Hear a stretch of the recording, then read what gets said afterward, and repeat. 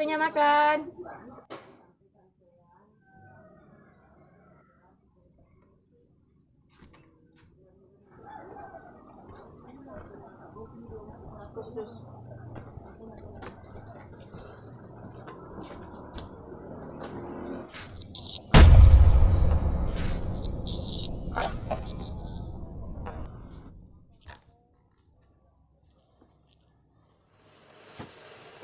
Pindah, pindah.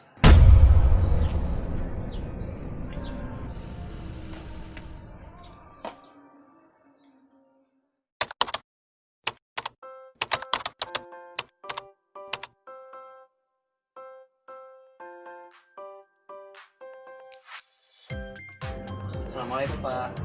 Waalaikumsalam. Selamat siang. Selamat siang. Sebelumnya perkenalkan, saya Afrizal Nur, bisa dipanggil Reza. Saya perawat yang bertugas pada siang hari ini Pak. Perawat Pak. Kalau boleh saya tahu nama Bapak siapa? Nama saya Afrianto.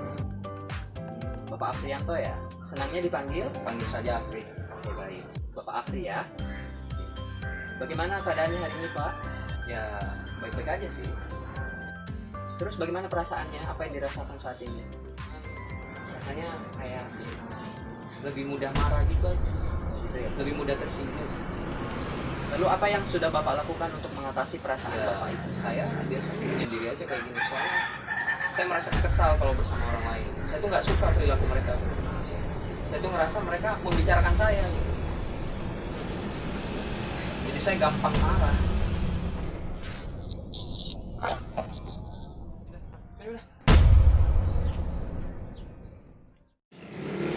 Apakah itu berhasil Pak? Ya gitu sih. Mau dibilang berhasil juga enggak, dibilang nggak berhasil juga enggak. Makanya ya saya masih ngelanjutin kayak gitu. Baik, dari apa yang Bapak sampaikan, bagaimana kalau kita berbincang-bincang terkait dengan masalah Bapak ini? Siapa tahu nanti tujuannya supaya Bapak bisa mengenal serta kita bisa belajar cara mengatasi masalah yang sedang Bapak hadapi ini. Bagaimana Pak? Boleh, bersedia. Untuk waktunya kira-kira Bapak mau berapa lama? Gak usah lama-lama deh, 15 menit aja ya. Untuk tempatnya, mau di sini atau di tempat lain Pak? Yaudah, di kamar aja deh. Soalnya di sini banyak orang. Yaudah, kalau begitu kita ke ruangan ya Pak ya. Ini sekaligus saya bawakan obat dan juga nanti ada jadwal kegiatan. Nah, kalau gitu kita segera ke ruangannya Pak ya. Ayo Pak. Bapak, apakah sudah nyaman dengan posisi yang sekarang? Oke, udah. Oke, baik. Kalau begitu kita mulai ya Pak ya. Boleh Bapak ceritakan kembali terkait dengan perasaan yang Bapak sampaikan sebelumnya lebih detail lagi Pak? Ya gimana ya? Jadi 2 minggu belakangan ini saya merasa lebih gampang marah. Jadi mudah tersinggung aja. Apalagi kalau melihat orang berbisik-bisik di belakang saya. Terus menatap saya dengan pandangan yang aneh. Jadi saya tuh gampang marah. Jadi saya tiba-tiba mengepalkan tangan, terus kesal, geram. Jadi seperti itu. Kira-kira menurut Bapak, hal yang menyebabkan sampai kondisi Bapak seperti saat ini itu apa Pak? Atau mungkin ada penyebab yang lain yang belum Bapak sebutkan? Kalau dibilang penyebab, seperti kurang tahu sih. Saya tiba-tiba langsung marah saja ketika melihat perilaku orang lain seperti itu. Lalu bagaimana Bapak memandang diri Bapak sendiri? Ya, saya memandang ada yang berbeda dari diri saya yang sekarang. Entah itu mungkin pengaruh sosial atau apa, saya juga kurang tahu. Terus apa yang harus Bapak lakukan? Saya sih pengen berubah. Saya pengen mengatasi amarah saya ini. Karena saya juga jujur tidak nyaman, tapi ya saya tidak tahu bagaimana caranya.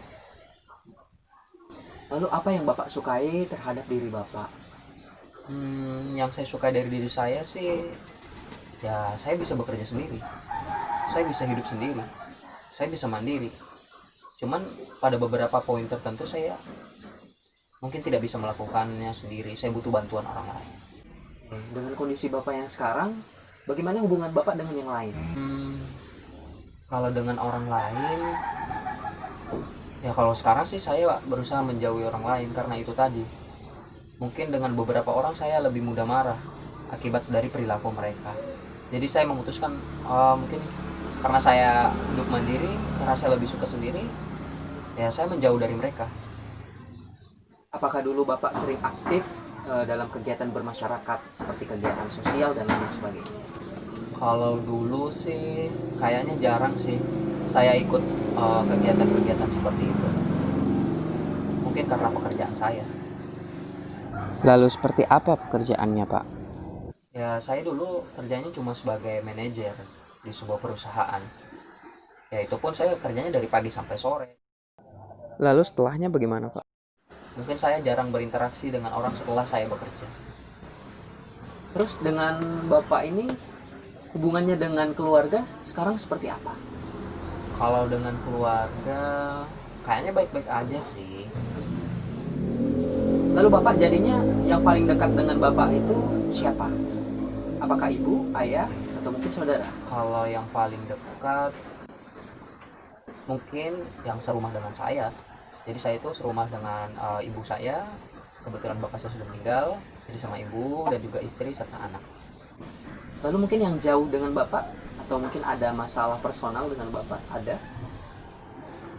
Kalau yang paling jauh dengan saya, mungkin saudara saya, abang saya sih.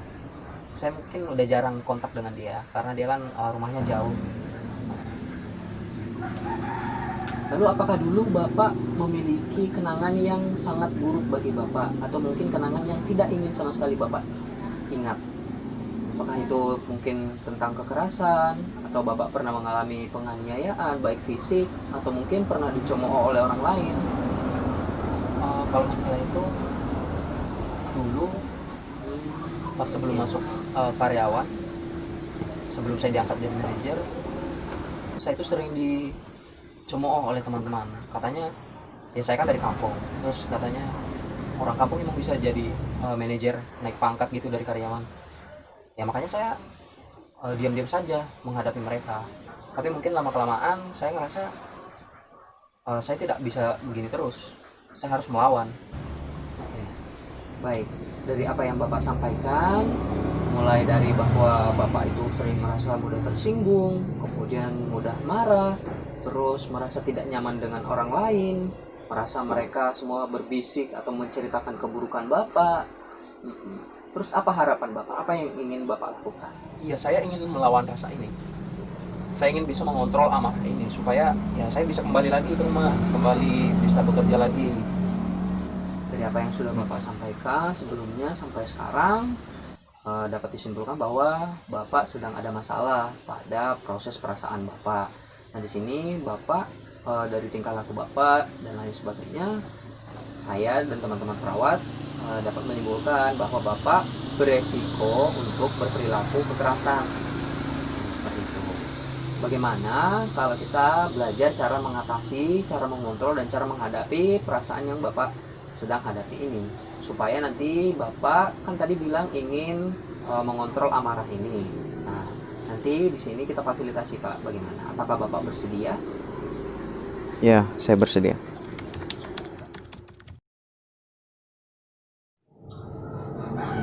Baik Bapak, kalau gitu kita mulai dari yang pertama. Yang pertama kita harus mengidentifikasi atau mengenali dulu Pak. Nah, tingkat amarah Bapak ini.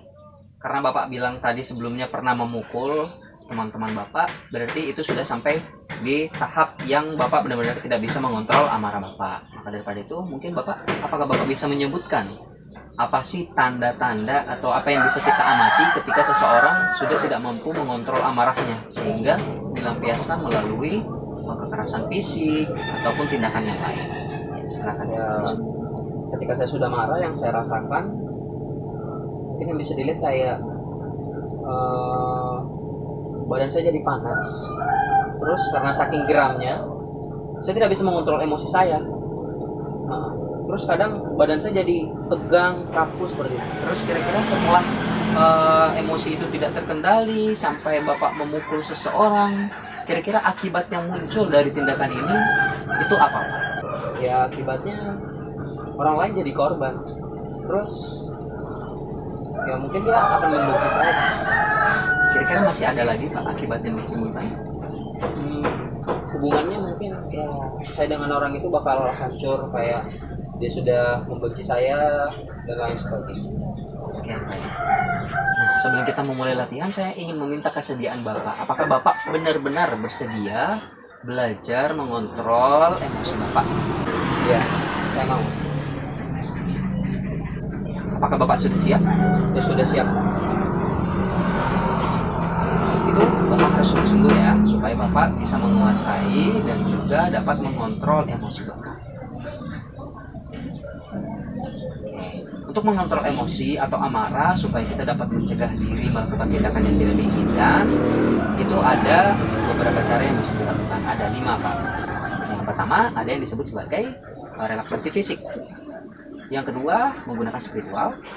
Yang ketiga, menggunakan obat-obatan. Yang keempat, menggunakan cara sosial. Yang kelima, nanti kita namanya ekskalasi. Nah, dari yang 5 ini, bagaimana kalau Bapak memilih satu di antaranya untuk dipelajari pada kesempatan kali ini? Mungkin yang pertama aja deh, yang fisik-fisik itu. Mau yang relaksasi fisik, Pak? Oke, baik. Relaksasi fisik ini di dalamnya ada 2 gerakan, ada 2 tindakan yang bisa dilakukan. Jadi, yang pertama nanti kita akan menyalurkan perasaan emosi Bapak. Kalau Bapak bilang tadi mengepalkan tangan, kemudian rasanya menggenggam sekuat tenaga dan ingin memukul, makanya kita fasilitasi, nanti Bapak boleh melampiaskan emosinya dengan memukul bantal, seperti itu. Kemudian nanti yang kedua, namanya relaksasi nafas dalam atau teknik nafas dalam. Jadi Bapak nanti berusaha mengontrol pernapasan. Kita belajar yang pertama dulu ya Pak ya, terkait dengan melampiaskan emosi Bapak pada bantal atau relaksasi fisik yang pertama. Jadi caranya adalah nanti kita mengambil bantal satu, kemudian kita taruh di hadapan Bapak ataupun diposisikan senyaman Bapak. Kemudian ketika emosi atau perasaan Bapak itu memuncak dan Bapak tidak mampu mengontrol, Bapak bisa melampiaskannya. Nah, alangkah baiknya Bapak mungkin di kamar saja dan tidak memperlihatkannya ke orang lain. Kemudian Bapak boleh melampiaskannya mau itu dipukul atau membanting bantalnya. Tetapi ingat, dalam melakukan ini tetap utamakan keselamatan Bapak. Jangan sampai melukai diri Bapak sendiri. Bapak paham Pak? Ya. Jadi langkah-langkahnya tadi yang pertama, ketika emosi memuncak. Kemudian kembali ke kamar atau ke tempat yang tidak dilihat oleh orang lain. Yang kedua, ambil bantal. Kemudian yang ketiga, lampiaskan emosinya ke bantal. Oke. Apakah Bapak mengerti? Saya mengerti. Sekarang saya praktikkan dulu ya Pak ya. Boleh saya minta bantalnya?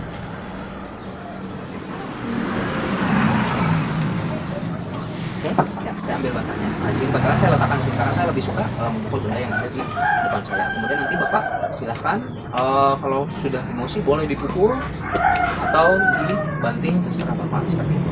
Nanti, oke. Sebelumnya coba Bapak sebutkan kembali langkah-langkah dalam melakukan relaksasi fisik yang pertama ini Pak. Ada apa aja? Kita harus apa aja? Langkah-langkahnya pertama, oke, bagus Pak. Mungkin saya harus menjauh, kayak saya harus kembali ke kamar. Kedua, biar orang lain tidak lihat. Terus saya ambil bantal. Terus ya saya mulai melampiaskan emosi saya pada bantal itu. Oke. Kalau begitu sekarang bagaimana kalau Bapak mempraktikannya? Oke. Di situ ada bantal. Boleh Bapak pakai. Oke. Ya silakan Pak. Saya coba ya. Bagus Pak.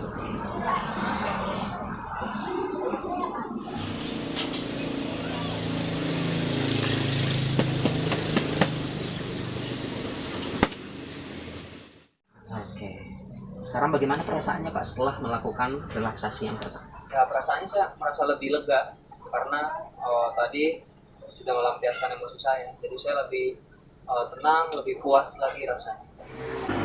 Nah nanti kedepannya Bapak usahakan untuk membiasakan kegiatannya nih, supaya nanti Bapak tidak sampai melepaskan atau mengulangi kejadian yang telah lalu.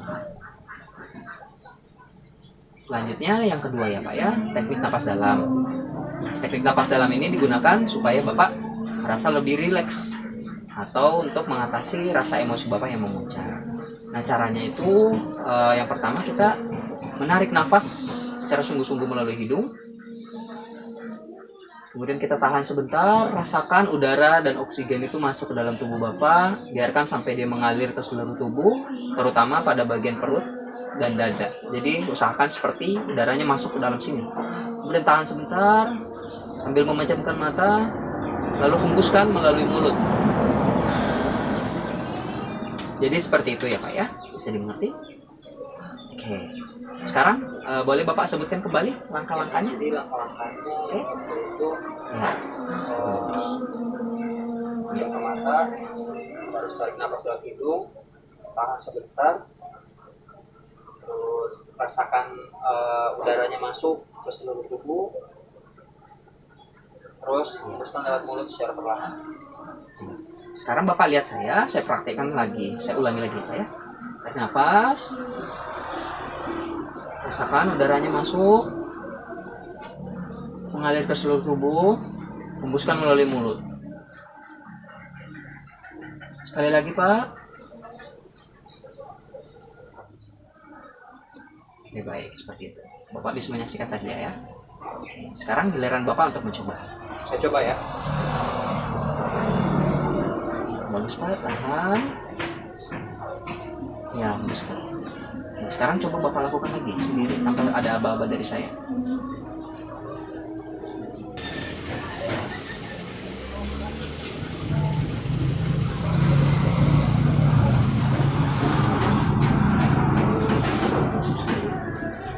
Oke, bagus sekali Pak. Nah, sekarang gimana perasaannya setelah melakukan teknik nafas dalam?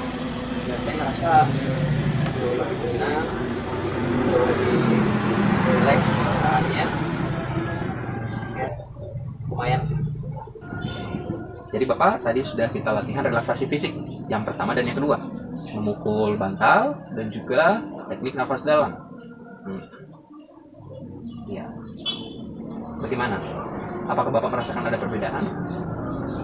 Apakah Bapak merasa ada sesuatu yang bisa Bapak pakai untuk mengatasi emosi Bapak? Setelah latihan tadi, ya rasanya agak berbeda sih. Meskipun tadi benar-benar karena melampiaskan ya, jadinya agak terkuras energinya sedikit, bahkan keringat. Terus ya perasaannya jauh lebih lega, lebih tenang, lebih rileks, dan bisa mengontrol sedikit demi sedikit emosi ketika dia ada gitu. Kalau gitu bisa Bapak kembali sebutkan apa saja yang tadi kita latihankan, aktivitas apa yang sudah kita lakukan tadi? Tadi kita belajarnya ada dua, basic itu yang pakai bantal sama nafas dalam. Sekarang bisa sebutkan langkah-langkahnya Pak? Kalau yang bantal itu kita ya ketika sudah merasa, kita usahakan menjauh dari orang lain, terus berusaha untuk melampiaskannya sesuai yang diajarkan tadi, kayak pukul ke bantal. Terus yang kedua itu yang nafas itu ya kita posisi tubuh yang nyaman, terus pejamkan mata, tarik nafas, tahan sebentar, baru hembuskan lewat. Bagus, ya. Baik Bapak, untuk pertemuan kali ini latihannya kita belajar relaksasi fisik saja yang dua gerakan yang tadi. Nah, namun dua latihan ini masih perlu kita lakukan di lain kesempatan supaya nanti Bapak bisa lanjut. Nah, di samping Bapak itu ada jadwal kegiatan. Nanti saya ajarkan cara mengisinya. Di situ ada jam, kemudian kegiatan yang akan kita lakukan namanya relaksasi fisik ya Pak ya. Nanti silakan Bapak tentukan mau di jam yang mana saja. Nah, nanti dituliskan seperti itu ya Pak ya. Oke. Iya. Di situ ada juga pulpen, mungkin bisa langsung ditulis supaya nanti kita jelas mau latihannya kapan saja. Nah, silakan Pak ditulis. Kayaknya sehari cukup 2 kali aja deh. Ya di pagi aja sama sore aja. Paginya jam 9, terus sorenya ya jam 4:30 lah. Udah nih Mas. Baik, jadi ini sudah menjadi kegiatan harian Bapak. Misalkan hari ini kita belajar dua latihan tadi, mungkin besok kita latihan lagi, tapi di jam yang berbeda. Ngerti Pak? Iya, saya mengerti. Kalau gitu, untuk pertemuan kali ini mungkin sudah cukup. Nah, mungkin besok kita akan ketemu lagi. Kira-kira Bapak mau bertemu dengan saya besok atau di hari yang lain? Yaudah besok aja deh Mas. Oke, baik, besok ya. Kira-kira mau jam berapa Pak? Jam 2 aja, jam 2 siang aja, biar kayak tadi aja. Untuk tempatnya mau di mana? Ya tempatnya mungkin di sini aja sih, udah lebih nyaman aja di sini. Kalau dilihat orang lain kan nggak enak. Baik, kalau begitu Bapak, kita akan ketemu lagi besok jam 2 siang ya Pak ya. Mau latihan di sini lagi, nggak apa-apa. Atau mungkin kalau misalkan kita ketemu besok dan berubah pikiran, boleh kita lakukan di tempat yang lain. Baik Bapak, kalau begitu mungkin untuk kesempatan kali ini saya cukupi dulu. Saya akan kembali ke nurse station. Bapak kalau butuh bantuan, silakan panggil saya ataupun teman-teman perawat yang lain. Kalau begitu saya tinggal dulu ya Pak ya. Makasih ya Mas. Assalamualaikum. Waalaikumsalam. Sekian video dari kami. Terima kasih sudah menonton.